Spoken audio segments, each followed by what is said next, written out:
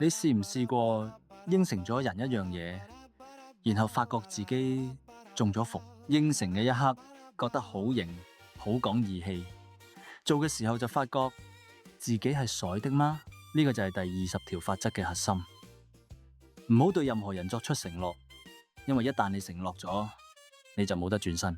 第20條法則原文係 Do not commit to anyone。Robert Greene 讀咗幾百年嘅歷史之後，得出一個結論：喺權力嘅遊戲入面，最危險嘅行為就係企埋某一邊。你好似覺得企埋邊係講義氣，但係喺政治入面冇義氣呢樣嘢。今日嘅盟友，聽日可以係你嘅敵人。而家嘅世界更加明顯，你喺公司企埋老闆嗰邊，老闆走咗你點算？你企埋同事嗰邊，升職嗰陣佢哋會唔會讓俾你？保持中立唔係冇立場，係保留彈性。你永遠有得揀，先至有籌碼。一旦承諾咗，你嘅籌碼就冇咗。講個真實故事，我識一個做地產嘅朋友，喺一間大集團度做。公司入面有兩個高層鬥法，一個係營運總監，一個係財務總監。我嗰個朋友覺得營運總監夠晒火，有魄力，將來一定升上去。於是佢就旗幟鮮明咁企埋營運總監嗰邊，幫佢加班，幫佢打仗，幫佢出頭。連財務總監請食飯都唔去，話自己係營運總監嘅人。結果呢，半年之後，營運總監跳咗槽，唔係升職，係走咗，去咗第二間公司做 VP， 留低我嗰個朋友喺原嚟間公司對住個財務總監。你估下之後點？財務總監升咗做 CEO， 我嗰個朋友第一個被炒，唔係因為佢做錯事，係因為佢企錯邊。呢個就係站隊嘅代價。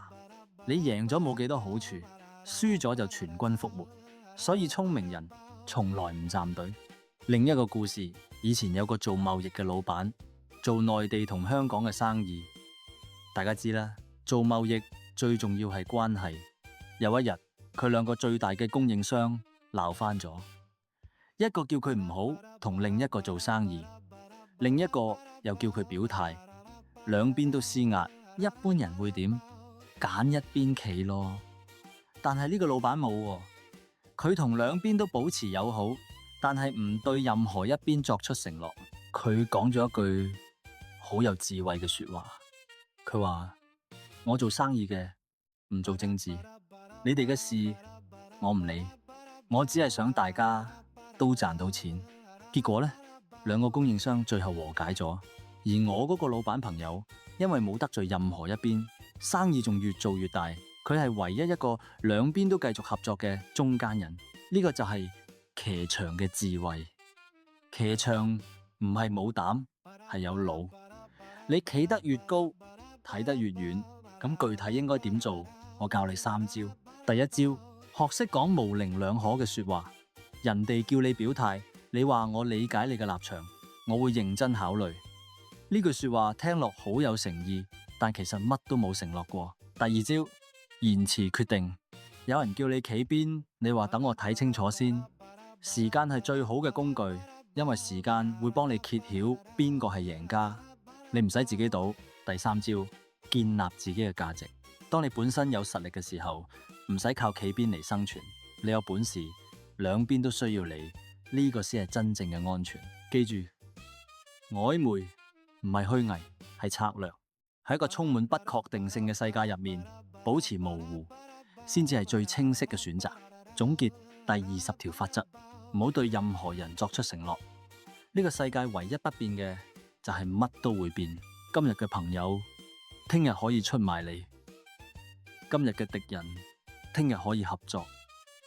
你一旦承諾咗，你就鎖死咗自己嘅可能性。做人最緊要留一線，日後好相見。但係我加多一句，唔好講死，唔好企死。人生最值錢嘅就係你仲有得揀。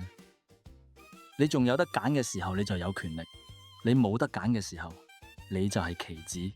第20條法則就係教我哋永遠要做嗰個有得揀嘅人。